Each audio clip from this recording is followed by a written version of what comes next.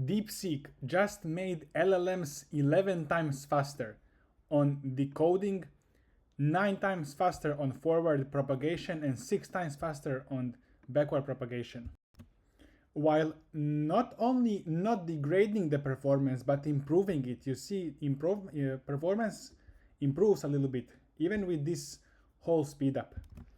This is how they do it. So first, let's say you have a sequence of tokens. This is this blue line. First, they split it into blocks. So if block size is, for example, 64, they have first block having 64 tokens, the other one, next one 64, etc. Then there is compression of each block. Imagine, for example, this block of tokens. It has some semantic meaning. For example, this block says exactly the weather is 32 degrees Celsius and the wind is 20 kilometers per hour southwest wind. This compression will get rid of all of the details. It's just gonna keep the essence. So for example, it could compress into the temperature is mild and comfortable with a medium wind. It would probably do it better than I like summarized it, but the point is it would remove all of the unnecessary details while keeping the semantic meaning as closely as possible. And it would convert this detailed description into more big picture without so many unnecessary details. So it will compress the size of it. Important thing to mention is that this compressed version is just one vector. So it has the same length as just one token. And so what they do is they take semantic meaning of all of the group of tokens and compress it into like one vector. You know, when you call embedding endpoint in OpenAI, it returns you like one vector if you pass in sentence. That's kind of similar, I think. That's what it looks like. So up until now, we were just processing this sequence of vectors to create key and value vectors. Now that we have all of the compressed blocks, we are gonna check user's query. And we want to check to which compressed blocks this query is referring, which compressed blocks are most important to answer this user's query, contain the most important information. And this part is very interesting. So let's look at this green here sequence of vectors or sequence of blocks. We know that each of these little squares represents a vector embedding for one of these blocks, sequence of tokens. So it's a compressed. So this is the first block, second block, third block. And now they look at the user's query and see which blocks are most relevant, contain most relevant information to answer user's query. And this is interesting. They go back and they say, okay, well, these blocks are most important. Let's actually not look at just the compressed version.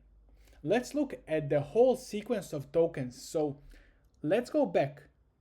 And for these important blocks, let's just replace them with the whole uncompressed sequence of tokens. So we have more details that will help us answer user's query.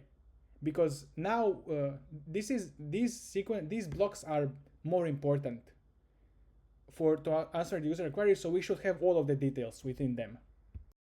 What we have by now is compressed blocks for parts that are not so important to answer user's query, like these light green ones, and full uncompressed sequence of tokens for the parts that are more important to answer user's query. So the dark green parts here.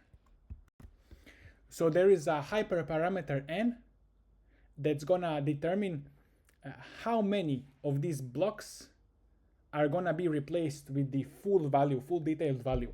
So the way they choose which blocks they're gonna replace is they just rank each of the blocks on the importance to the query, to answering the query. So it's like a ranking and then choosing top n most important blocks to replace with the detailed versions of themselves. So what we have by now is, if we had a long sequence of tokens, we took out all of the less important tokens and squished them into a lot smaller space size. So they don't take memory and computation. And we just keep the overall idea behind those blocks because they are not important anyways. And for the parts of the sequence that are important, we just keep them in full details without squishing them.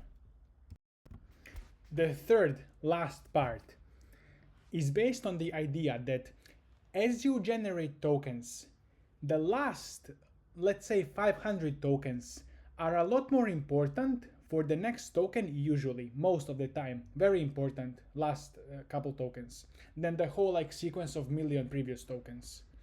So the third part is just gonna put additional emphasis, additional processing on the last n tokens, and it's always same number of tokens, whatever you decide. So for example, last 512 tokens are gonna also get processed again in their like full details without any compression. So they're gonna make the next token a bit more relevant to the previous 500 tokens, which is usually how you generate tokens and how we speak in real life. As I speak this, I speak based on the last sentences I said, a lot more than what I said yesterday. And then we combine outputs of all of these three mechanisms into a gated output. Here we have the same mechanism, just some additional information. So let's start from the second one, because it's easier to explain. Here on the right, these like stair kind of blocks. This means that this is the top line is the first iteration, the first sequence of tokens. And then we create the next token, which is represented as this extra block. This is the next token. And then every token is same, plus we have next token as well now, and the next token as well. So first, let's say we are at this point at the first line, and we want to generate this next token that's shown in the second line. This selected attention mask, it's gonna select this group of tokens, because the groups are same as the first diagram. So this group of tokens is important, and then this last n token is also important. So it's gonna directly copy them to generate this next token. And as I said, it determines the importance based on query. Now query is not shown here. I don't see query marked here. So let's say there is a query, and it determines that this group of tokens. Okay, let's look at the second line. So we have second line of tokens, so which is the first, the same line plus this extra token. Now if we look at some example query, the AI, the neural net, decided that this block is important, and also like this first block is important, and this is gonna get ignored in this step, in this selected attention mask. And so if we are generating the next token, we are generating this fourth token, so we look at the third line. So it's decided that this is important and this is important. Now we can look at what compressed attention mask looks like. So this is important. As we are generating next token, what it seems like, we are not compressing the block that this token is currently part of. So we will compress all of the previous blocks in this step, but not the block that's current token is part of. So because the white square means ignored token, so ignored in this compression attention process. So mask means just they are gonna mask this part, the white part, to exclude it from this process. And then sliding attention mask, so this is gonna mask everything, entire sequence, except the last n tokens, and then it's gonna just process those last 10 tokens. So how do those three attention mechanisms get combined?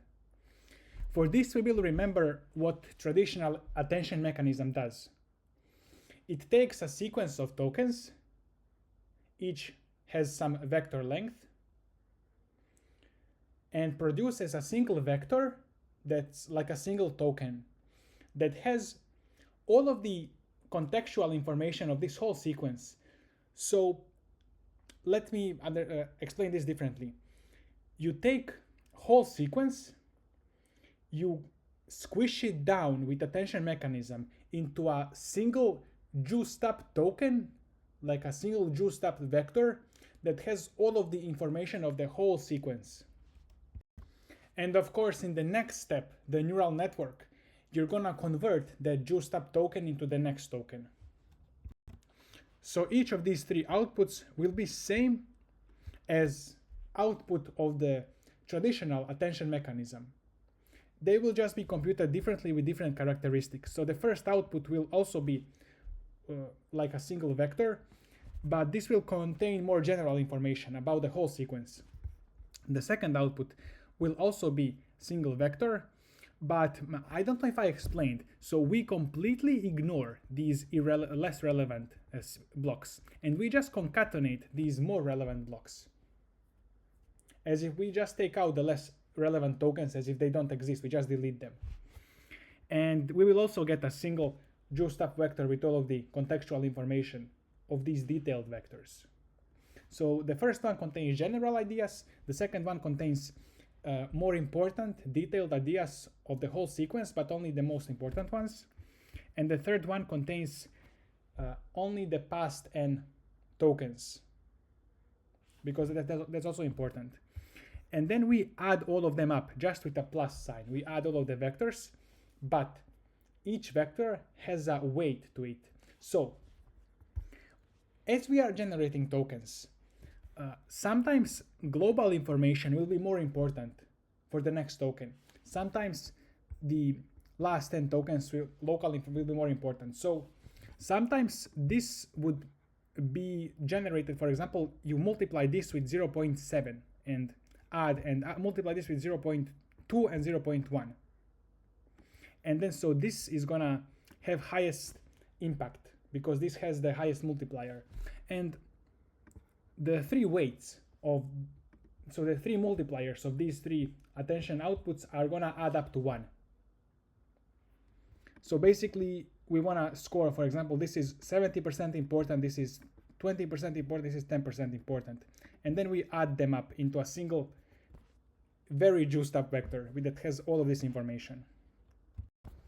The main contribution they say about this paper is that they inbuilt sparsity from the beginning of the training, while most of the other solutions just optimize and create sparsity on the inference. And the problem there is model learns with full attention, but then on the inference they remove a lot of those things, that attention that model has. So DeepSeek is training it learn with less attention sparse information from the beginning. This also brings one big hardware advantage. So when you are reading from GPU memory, it's a lot faster and better to read the entire block of tokens. So for example, 32 tokens in a sequence. And then the next block. Because for all of these 32 tokens, you would just need to fetch this information once, But if you are reading all tokens separately, like in classic attention, then you would just randomly be picking up tokens, token 1, token 100, token 50. And for each of those readings, you need to, each access requires new memory fetch. So here it's 32 times faster or 32 times less memory fetches.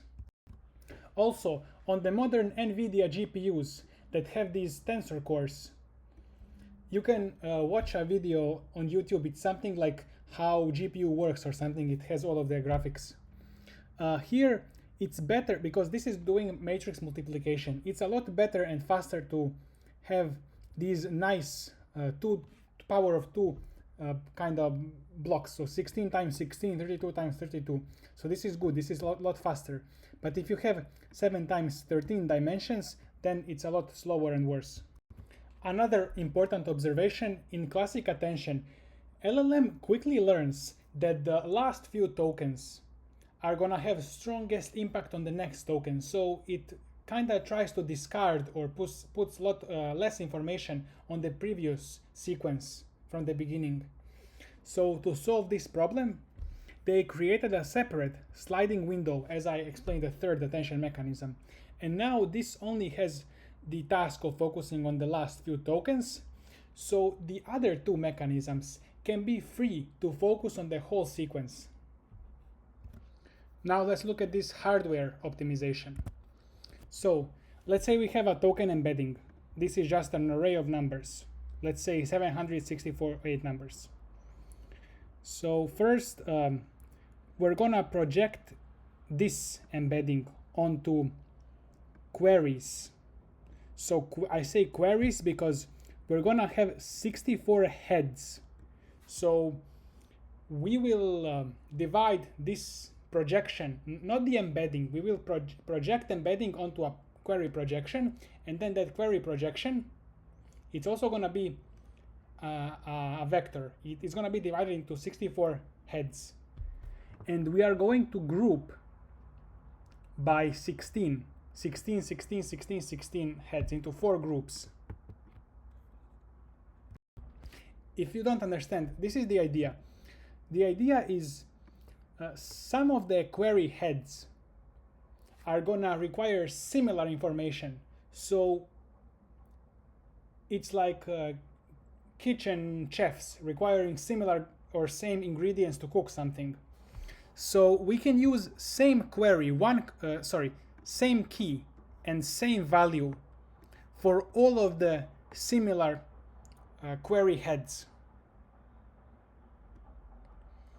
And then we're gonna have this group of query heads use the second type of key and value for the second group. This is how you can imagine it. Let's say this query says, I need information about temperature. This query says, I need information about wind. This query says, I need... So this group of queries is looking for information about weather. And then this group of queries is looking about information about something related to some other concept. So because this is similar, we can use like this key and this value because the information is similar. So if you recall, we are dividing query key and value vectors into attention heads. So each attention head can attend to different kind of aspect of this vector. So let's say we have an apple vector that represents word apple. Some head will contain information about related to this being a fruit. Some head will contain information about this being a red color or green color possibly. So each head contains different kind of information. The main idea here is that some of the heads can contain similar information, so we can process them together. This is how I understand this picture. So we're gonna have sequence of query heads within one group, and within the group we will just have same key, one key and one value. And because, as I said, all of the queries require similar information, they are just extracting different perspectives of this same information. So information is contained in value. So each of the queries will get multiplied with value, and it will just extract different perspective from the same information, from the same value information. So here we have a sequence of different perspectives, different kinds of information from the same base information. So let's say this represents an apple, and this query head represents extracts the color, this extracts the size, this extracts maybe the age or type or origin or something. So let's say this has all of that information, but these query heads extract specific pieces of information. That's how I understand this, although I must say I'm not 100% sure. Let's see some experiment results. This is the training curve, loss curve, so you can see that loss is very similar, very stable. The blue is without their attention mechanism, and the orange one is with their new attention mechanism, and both are stable, and the orange one achieves lower loss, which means it's a bit smarter even. So here we can see the scores. Full attention just wins here and here. Oh, sorry, here. Other than that, their NSA new mechanism wins everywhere else and wins in the average. Then they also compare their NSA to both full attention and other types of optimization. I must say that all of these optimizations I think are just on inference, but anyways, we can see that NSA wins at almost everything except these two where full attention wins, and then these other methods don't win anywhere. They got good needle in a haystack. This is 64K context window, but only 27 billion parameters, mixture of experts, and 3 billion active parameters. So this is actually quite a small model that's doing really well on the needle in the haystack benchmark. I think DeepSeek is trying to make infinite context window LLMs, but that's just what I heard. So here we can also see that this sparse attention works better on long context over the classic full attention. Then they want to test how well you can convert this sparse attention mechanism into the reasoning model that reasons like O1. And they say that given the limited effectiveness of reinforcement learning on smaller scale models, I didn't know this, so smaller scale models have limited effectiveness of reinforcement learning, so it's harder to train them. They distill DeepSeek R1, conducting supervised fine-tuning with 10 billion tokens of 32K length mathematical reasoning traces. So this is actually quite long reasoning traces, if I dare to say. So they distill the full attention and NSA. So they call it R and R because they are distilled from R1 to do chain of thought. And this is AIME test. Now, what exactly are these marks? So I guess this is 12%. AIME is very, very hard, or AIME, how do you call this? Anyways, it's very hard. So a model that has 3 billion active parameters, getting even 12%, that's a lot. I think this is 12% what it means on this benchmark. So we see here significant outperformance. This is crazy. It almost tripled the performance of full attention R. And here it's the performance is about 0.05, sorry. So about 50% higher. Now let's look at the speed comparison. So let's look at the forward time comparison and backward time comparison. Blue is the classic full attention LLM with flash attention 2, and this other one is their method.